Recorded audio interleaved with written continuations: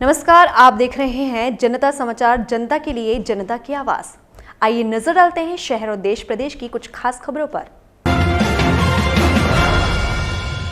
तेज प्रताप का भाजपा पर तंज। वो आप ही थे ना जो बिहारी मजदूरों को चोर, गुंडा और अपराधी बताया था। ना भूला है, ना भूलने देंगे। भाजपा ने एक्टर सुशांत सिंह राजपूत की मौत के बाद यह कैंपेन चलाया था कि ना भूला है, न भूलने देंगे। तेज प्रताप ने भी उसी स्लोगन के जरिए सरकार पर हमला बोला है। लालू के बड़े लाल ने सोशल मीडिया पर एक तस्वीर पोस्ट की है और उसी नारे के साथ पलायन की तस्वीरें सामने लाई है। उसमें गरीबी, भूखमरी और पलायन का दर्द है।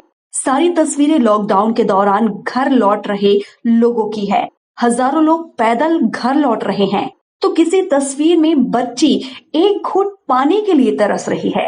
कोई बीच सड़क पर नींद में सोया है तो पैदल चलते चलते कई लोगों की चमड़ी उखड़ गई है। भूख से बिलखते दुधमुहे बच्चे और माँ की भी तस्वीरें शेयर की है। भाजपा के राष्ट्रीय अध्यक्ष जेपी नड्डा 11 सितंबर को पटना आ रहे हैं। पटना एयरपोर्ट से वह सीधे मुख्यमंत्री आवास जाएंगे और नीतीश कुमार से मिलेंगे। दोनों नेताओं के बीच एनडीए में सीट शेयरिंग पर बात होगी। एनडीए में सीट शेयरिंग का मामला लोजपा के चलते उलझ गया है। लोजपा का कहना है कि बिहार में उनका गठबंधन बीजेपी से है। चिराग ने 143 सीट पर अपने उम्मीदवार उतारने की बात कह जदयू पर दबाव बनाने की कोशिश की। हालांकि बिहार की राजनीति के जानकार इसे लोजपा के प्रेशर पॉलिटिक्स से अधिक नहीं मान रहे हैं। सीट शेयरिंग पर लोजपा से बीजेपी नेताओं की बात हो रही है। बीजेपी ने पहले ही स्पष्ट कर दिया है कि नीतीश कुमार के नेतृत्व में एनडीए चुनाव लड़ेगा। जेपी नड्डा पटना आकर सबसे पहले नीतीश से मिलेंगे। इसे लोजपा के लिए भी संकेत के रूप में देखा जा रहा है।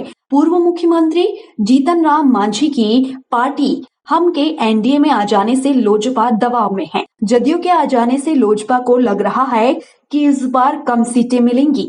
यही कारण है कि लोजपा सीट शेयरिंग पर फैसले से पहले आक्रामक मुद्रा में है।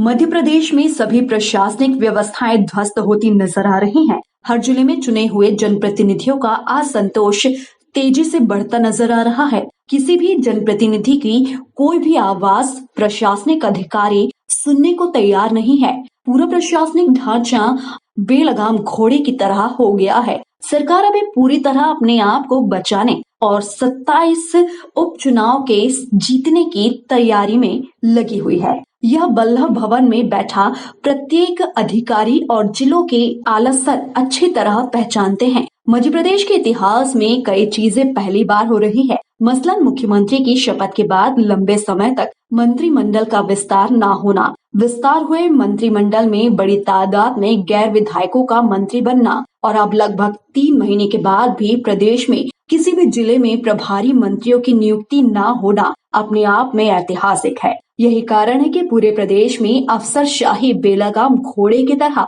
अपनी मर्जी से चल रही है। इस वक्त देश शांति काल में नहीं बल्कि संकट काल में है। मध्य प्रदेश में महामारी के बिगड़ते हालात को लेकर अब सत्ता दल के विधायक जी खुलकर बोलने लगे। उदाहरण के तौर पर जबलपुर महानगर में तेजी से खराब होते हालात और निजी चिकित्सालयों की मनमर्जी अनाप शनाप बिलों को लेकर व्यवस्थाएं ध्वस्त हो गई हैं। इन सभी बातों से त्रस्त होकर शहर के 2 विधायकों को खुलकर कहना पड़ा कि नवनियुक्त कलेक्टर कर्मवीर शर्मा को अनुभव नहीं है और वह अनाप शनाप ढंग से आदेश जारी कर रहे हैं। विधायक अजय विश्नोई और विधायक अशोक रोहाणी अपने विचार खुलकर मीडिया के सामने रख रहे हैं। मुख्यमंत्री शिवराज सिंह चौहान को चाहिए कि जल्द से जल्द पूरे प्रदेश में जिला प्रभारी मंत्रियों की नियुक्तियां करें और अपने प्रभार के जिलों में जाकर प्रशासनिक अधिकारियों की बेलगामी पर लगाम कसे। जदयू सांसद हरिवंश नारायण सिंह ने राज्यसभा के उपसभापति पद के लिए नॉमिनेशन फाइल किया है। 14 सितंबर को चुनाव होना है।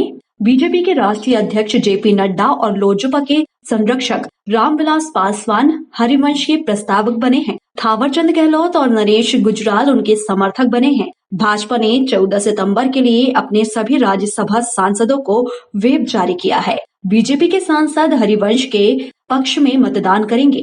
अगर हरिवंश चुनाव जीतते हैं तो यह उनका दूसरा कार्यकाल होगा। 2018 में हुए चुनाव में एनडीए उम्मीदवार के रूप में हरिवंश ने कांग्रेस के बीके हरिप्रसाद को हराया था। हरिवंश ने 125 वोट हासिल किए थे, जबकि बीके हरिप्रसाद को 105 वोट ही मिले थे। बैतूल जिले में अतिवृष्टि और पीला मोजेक के कारण फसल खराब होने को लेकर कांग्रेस ने बुधवार को बड़ा प्रदर्शन किया। इस रैली में कांग्रेसी कार्यकर्ताओं के साथ बड़ी संख्या में किसान भी शामिल हुए। किसान हाथों में खराब फसल का नमूना लिए शहर के विभिन्न मार्गों से नारेबाजी करते हुए कलेक्ट्रेट पहुंचे। बड़ी संख्या में किसान और कांग्रेसी कार्यकर्ताओं को कलेक्ट्रेट के गेट पर रोक लिया गया। इस दौरान भी सरकार के खिलाफ गुस्सा निकालते हुए नारेबाजी की गई। वहीं कांग्रेस का प्रतिनिधिमंडल अंदर जाकर कलेक्टर राकेश सिंह को ज्ञापन सौंपकर खराब फसल का मुआवजा 40,000 रुपए प्रति हेक्टेयर देने व कांग्रेस सरकार के दौरान बाकी रह गए 2 लाख कर्ज वाले किसानों के कर्ज की माफी की मांग रखी। कांग्रेस के प्रदर्शन पर कलेक्टर राकेश सिंह ने कहा कि सोयाबीन सहित कई फसलें खराब हुई है, जिनका प्रशासन सर्वे करा रहा है। कुछ जगह सर्वे हो गया है, कुछ जगह हो रहा है। कांग्रेस ने कुछ नीतिगत मांगे और कुछ स्थानीय मुद्दों पर ज्ञापन सौंपा, उस पर चर्चा की गई। महाराष्ट्र के पूर्व मुख्यमंत्री और भारतीय जनता पार्टी के नेता देवेंद्र फडणवीस ने बीएमसी द्वारा कंगना रनौत के दफ्तर पर की गई तोड़फोड़ को बदले की कार्यवाही कहा है। फडणवीस ने कहा कि उद्धव सरकार अपने विचारों से ताल्लुक न रखने वाले लोगों का दमन कर रही है। उन्होंने उद्धव सरकार पर निशाना साधते हुए कहा कि ऐसी हरकतों से महाराष्ट्र की बदनामी हो रही है। छत्रपति शिवाजी महाराज के महाराष्ट्र में इतनी घबराहट और लोकशाही का विरोध करने वाली सरकार को कभी नहीं देखा गया। ऐसी हरकतों से महाराष्ट्र बदनाम हो रहा है। कल तक वह चीज वही थी और उस पर कोई एक्शन नहीं था, लेकिन आज किसी के बोलने पर हो रहा है। बाकी अवैध निर्माण पर एक्शन क्यों नहीं? यह बदले की भावना से की गई कार्रवाई है। अपने खिलाफ बात करने वालों को हम रास्ते पर रोककर मारेंगे और सरकार के समर्थन से हम ये काम करेंगे, ऐसा महाराष्ट्र के इतिहास में कभी नहीं हुआ। जो बात गलत है उसको गलत कहना ही चाहिए, लेकिन उस बात से महाराष्ट्र का जितना अपमान होता है या महाराष्ट्र पुलिस का जितना अपमान होता है, उतना ही अपमान सरकार जिस प्रकार की कार्रवाई कर रही है उस कार्रवाई के कारण महाराष्ट्र का पूरे देश में हो रहा है।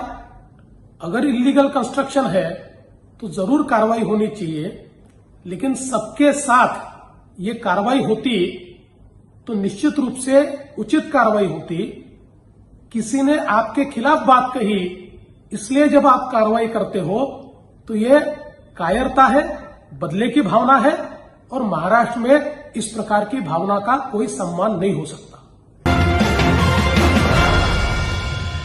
बॉलीवुड अभिनेत्री कंगना रनौत मुंबई पहुंच चुकी हैं। उन्हें कड़ी सुरक्षा के बीच मुंबई एयरपोर्ट से बाहर निकाला गया और खार स्थित उनके घर पहुंचाया गया है। घर पहुंचते ही कंगना ने महाराष्ट्र के मुख्यमंत्री उद्धव ठाकरे पर निशाना साधा। कंगना ने कहा कि आज मेरा घर टूटा है, कल तेरा घमंड टूटेगा। अभिनेत्री के मुंबई पहुंचने से पहले ही बीएमसी ने उनके बांद्रा स्थित बंगले में अवैध निर्माण को गिरा दिया। इस कार्रवाई के खिलाफ कंगना ने हाईकोर्ट में याचिका दायर की है, जिस पर सुनवाई करते हुए हाईकोर्ट ने बीएमसी की कार्रवाई पर रोक लगा दी है। कंगना ने ट्विटर पर एक वीडियो शेयर कर कहा है कि उद्धव ठाकरे, तुझे क्या लगता है? तूने फिल्म माफिया के साथ मेरा घर तोड़कर मुझसे बहुत बड़ा बदला लिया है। आज मेरा घर टूटा है, कल तेरा घमंड टूटेगा। ये वक्त का पहिया है, याद रखना, हमेशा एक जैसा नहीं रहता, और मुझे लगता है कि तुमने मुझ पर बहुत बड़ा एहसान किया है। हाल ही में कंगना रनौत ने कहा था कि वे मुंबई में वो खुद को सुरक्षित महसूस नहीं करती हैं। कंगना ने मुंबई की तुलना पाकिस्तान प्रशासित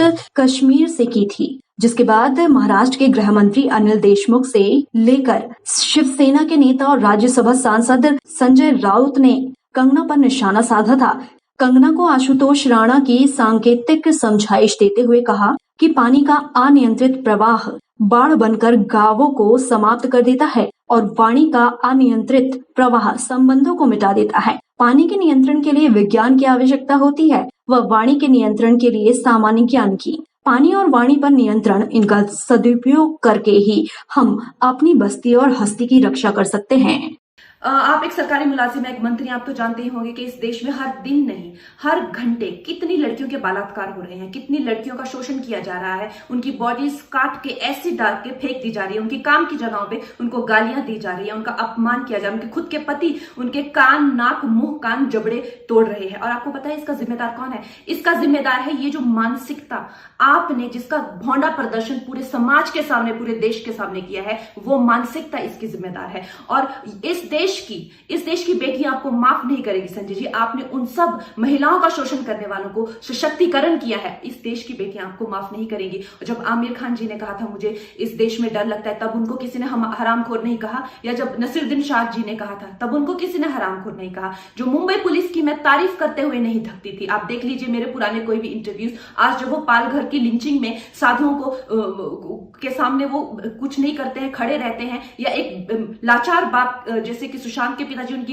एफआईआर नहीं लेते हैं, मेरी स्टेटमेंट नहीं लेते हैं, तो इस प्रशासन के चलते हुए अगर मैं उनकी निंदा करती हूं, ये मेरी अभिव्यक्ति की आजादी है, मैं उनकी निंदा करती हूं। संजय जी, मैं आपकी निंदा करती हूं, आप महाराष्ट्र नहीं हैं, आप ये नहीं कह सकते कि मैंने महाराष्ट्र की निंदा की। और संजय जी, मैं 9 सितंबर को आ रही हूं, आपके लोग कह रहे हैं कि आप लोग मेरा जबड़ा तोड़ देंगे, आप लोग मुझे मार डालेंगे। आप लोग मुझे मारिए, क्यों? क्योंकि इस देश की जो मिट्टी है वो ऐसे ही खून से सींच कर इस देश की जो गरिमा है और अस्मिता के लिए न जाने कितने लोगों ने अपनी जान दी है। और हम भी देंगे संजय जी, हम भी देंगे, क्योंकि हमको भी वो कर्ज निभाना है। मिलते हैं 9 सितंबर को। जय हिंद, जय महाराष्ट्र। फिलहाल इस बुलेटिन में सिर्फ इतना ही। बने रहिए जनता समाचार के साथ।